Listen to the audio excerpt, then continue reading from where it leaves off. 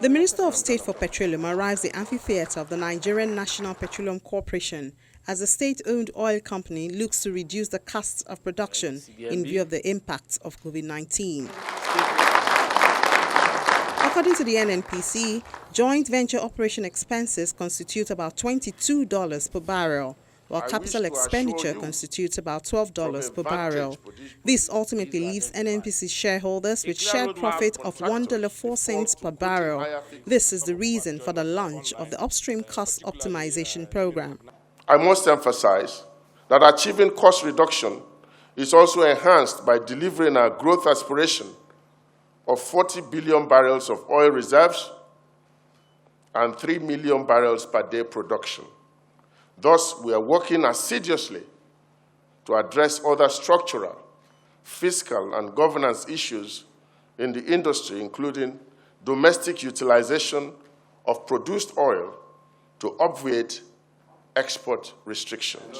The NNPC identifies three key drivers of the high cost of production, including human resources, logistics, and direct handling.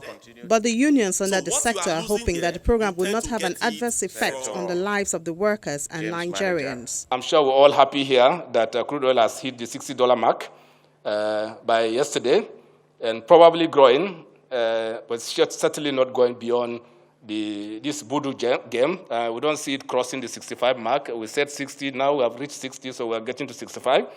But it comes with its consequences.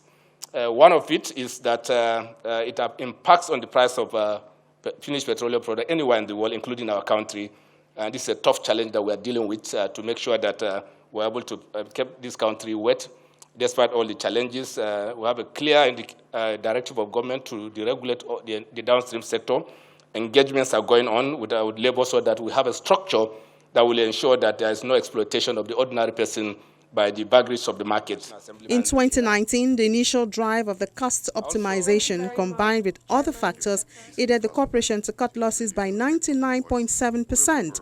The management team is hoping that the full implementation of the program will also increase the earnings from the petroleum product for the country.